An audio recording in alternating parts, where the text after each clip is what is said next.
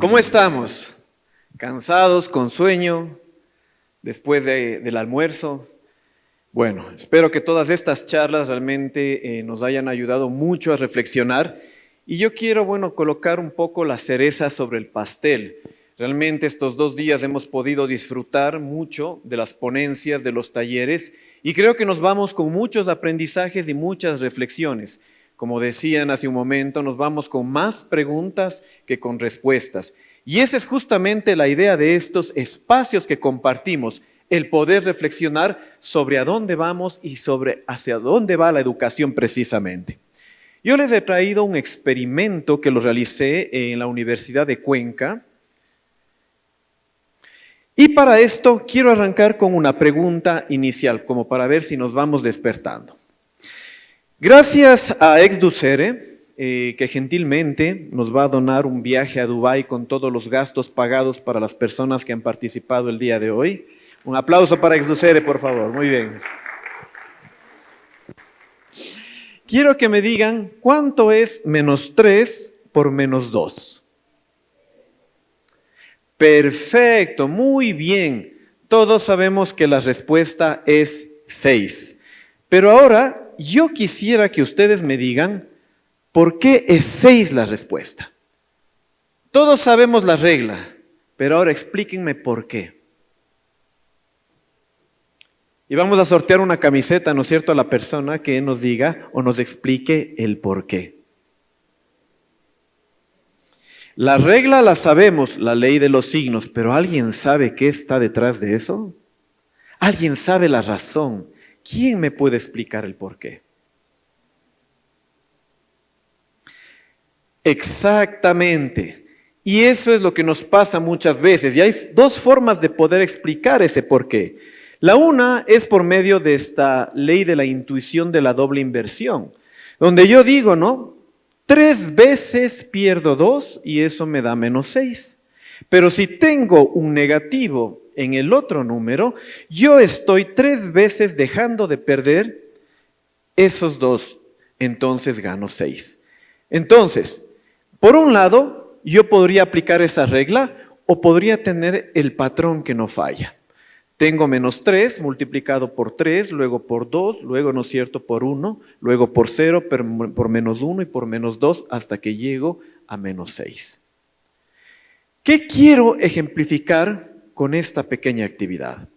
Justamente que la mayoría de nuestros estudiantes saben llegar a la respuesta, pero en el proceso probablemente no entienden la razón por la cual llegan a esa respuesta.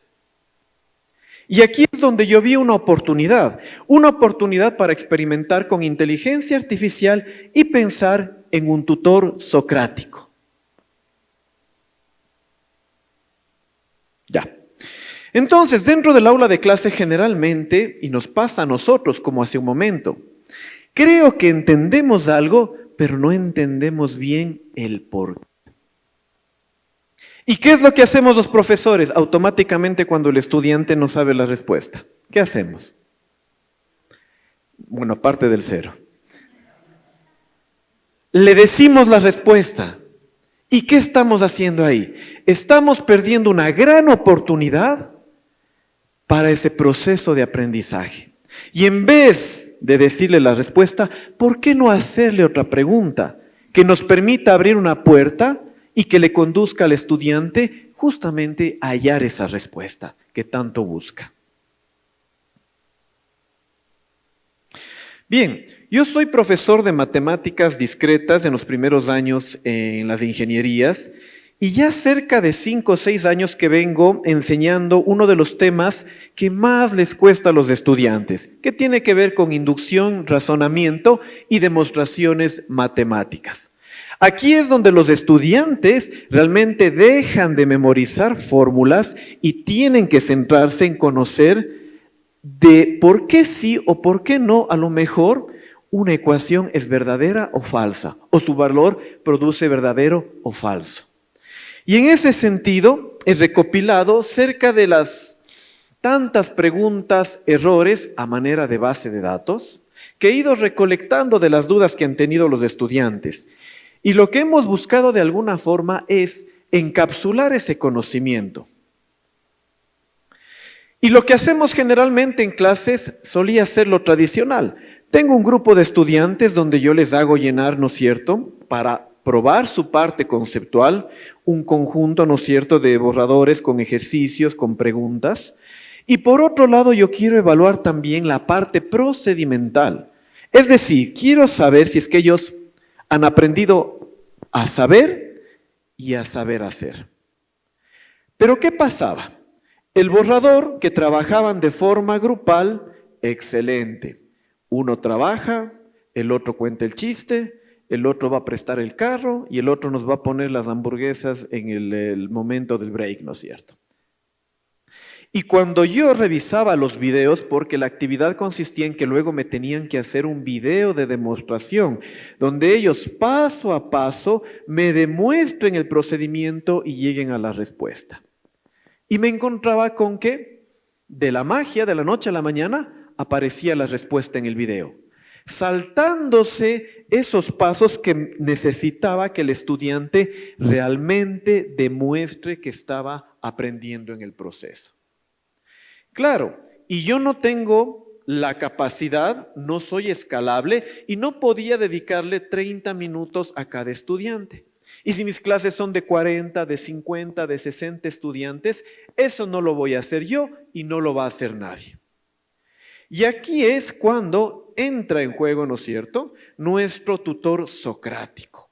Pero ¿qué caracteriza un tutor socrático en comparación a que mis estudiantes utilicen ChatGPT, por ejemplo? Si ustedes se fijan en la pantalla, un tutor socrático, ¿con qué empieza? Empieza con una pregunta. ¿Y qué le dice? ¿Qué te interesa demostrar exactamente? ¿Cuál es tu siguiente paso? ¿Qué es lo que quieres demostrar? Y programé este chatbot con la intención de que no les dé ninguna respuesta a los estudiantes, sino que al contrario, les comience a hacer varias preguntas. De hecho, tuvimos el taller, ¿no es cierto?, de Rita, donde nos enseñó Chatbase y un montón de herramientas que sin necesidad de poder pagar podemos implementar y replicar este mismo experimento dentro de nuestra aula de clase. Entonces, aquí se me ocurrió hacer un cuasi experimento con mi grupo de 40 estudiantes. Y lo que quería probar era si efectivamente la inclusión del chatbot socrático a través de preguntas era capaz de ayudar a los estudiantes a que aprendan a saber y a saber hacer, en comparación con los estudiantes que probablemente no utilizaron el chatbot socrático, pero sí utilizaron una guía de reflexión que había construido para fomentar la metacognición y la autorregulación del aprendizaje. Este de aquí es el conjunto de estudiantes que trabajó con el chatbot socrático. Otra de las diferencias, aquí trabajaban de forma individual, ya no trabajaban de forma grupal, sino que interactuaban directamente con el chatbot. Y luego aquí tengo el otro grupo de estudiantes, que ellos no tuvieron acceso al chatbot, pero sin embargo tenían acceso a esta guía de autorreflexión sobre razonamiento y demostraciones. Y de alguna forma esta guía lo que buscaba era de que ellos reflexionen sobre el proceso que estaban llevando a cabo antes de llegar a la respuesta. ¿Y qué obtuvimos? Bueno, todos esos números raros, ¿en qué se traducen? ¿Qué logramos demostrar aquí? Logramos ver, por un lado, que los estudiantes, partiendo, les hice un pretest, desde una misma base, cuando llegaron a demostrar o a hacer el video, aquellos estudiantes que utilizaron el chatbot socrático fueron capaces de reproducir paso a paso, uno a uno, el procedimiento para poder demostrar y llegar a la respuesta final. En contraste con aquellos estudiantes que utilizaron la guía de metacognición, que ellos se enfocaron mucho más en entender de forma general cómo llegar a la resolución del ejercicio, pero demostrando de que no comprendían de todo el lenguaje matemático. También fueron sometidos como a un cuestionario de experiencia, porque también uno dice, bueno, esto de estar trabajando con inteligencia artificial puede parecer frío y estoy hablando con un robot y cosas por el estilo. Sin embargo, los estudiantes valoraron bastante bien la interacción con el chatbot, aunque unos dirían, pues, ¿cómo vamos a reemplazar esa interacción con el profesor? Pero en este caso, realmente los estudiantes sobre todo valoraron que el chatbot en su mayoría no les daba la respuesta. ¿Qué hubiese pasado si yo les decía, trabajemos con ChatGPT? Probablemente ChatGPT le daba la respuesta. ¿Y qué estábamos produciendo ahí? El famoso desaceleramiento cognitivo que las nuevas generaciones están experimentando. Esa ilusión de conocimiento que luego no lo pueden replicar. Pero lo curioso de esto, y aquí es donde yo digo, estamos entrando en una educación light. Los chicos de ahora quieren todo light, todo rápido. No, cierto, no podemos esperar. Y uno de los chicos que trabajó con este tutor socrático me dijo, oiga, profe, ya me cansó este robot. Solo pregunta y pregunta. Ya se parece a mi mamá cuando yo salgo de noche. Y no me da ninguna respuesta. Entonces, esa frustración que ellos sentían está relacionado justamente con lo que es la resiliencia y estas habilidades de autorregularse en estos contextos. Y bien, mientras iba corriendo este experimento, resulta que, claro, el 15 de mayo se anunció esta encíclica del Papa XIV, Magnificat Humanitas, y que fue publicado el 25 de mayo. Y mientras hacía el experimento, esto me cayó a mí como anillo al dedo, porque al revisar la encíclica básicamente hablaba de 3 cosas fundamentales que se han expuesto a lo largo de estas charlas. Y la primera que Casén nos decía hace un momento, nunca pueden estar los algoritmos por encima del ser humano. ¿Y qué es lo que nos está sucediendo hoy en día?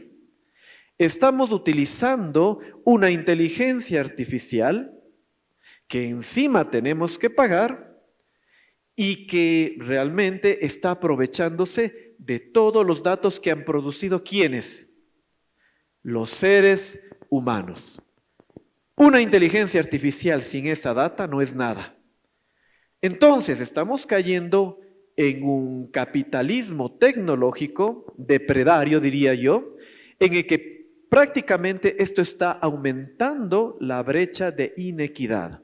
Porque hoy mismo las personas que, por ejemplo, elaboran proyectos de investigación y no utilizan inteligencia artificial, están en desventaja con aquellos que a lo mejor lo están utilizando de manera híbrida. ¿Cuál es la segunda reflexión de esta encíclica? Y tiene que ver justamente con lo que nos hablaban hace un momento y que tiene que ver con proteger a los menores de los chantajes, de los deepfakes y otras cosas que estamos viendo que se van dando justamente con este tipo de innovaciones tecnológicas. Entonces, yo más que venir con soluciones, quiero dejarles planteado un problema. Y muchos creen que el mayor problema es si es que a lo mejor los estudiantes están utilizando la IA para copiar. No, ya ese no es el problema de fondo, como bien dice aquí, ese barco ya zarpó. El problema fundamental es si es que nosotros como docentes somos capaces de utilizar la inteligencia artificial para que los estudiantes piensen más o a lo mejor para que piensen menos. Por otro lado, si nos vamos a la época de Sócrates, Sócrates no tenía un sistema de gestión de aprendizaje, no existía Moodle todavía ahí, ¿no es cierto? No había LMS. Pero Sócrates tenía algo que a lo mejor a muchos docentes nos puede faltar hoy en día, y que es la paciencia infinita, ¿no es cierto?, para trabajar con los estudiantes. Pero ¿qué pasa si es que a lo mejor esa paciencia infinita yo la puedo encapsular en este tutor socrático? Entonces, como reflexión final y pregunta final, ¿creen ustedes que la IA puede preguntar mejor que un profesor? Y ahí la reflexión que nos hacían en la charla anterior es bastante fuerte. Si somos profesores que repetimos lo mismo cada vez, en cada semestre, los mismos chistes, vamos a hacer un producto que la IA va a encapsular. Yo no sé, esto es un estudio exploratorio que se me ocurrió hace un mes, mientras pensaba en preparar la charla para este evento y quería traer algo distinto, algo que sobre todo nos haga despertarnos y reflexionar. Cuando yo les pedía en este proceso a los estudiantes que trabajen con todos estos instrumentos, les pedí que escriban al pie de las hojas aquellas reflexiones que iban surgiendo en su cabeza. Y en una de esas hojas un estudiante escribió: asumí lo que quería probar, eso no vale. Y eso lo escribió prácticamente él solo. Y aquí la IA únicamente lo que hizo fue preguntar. Muchas gracias.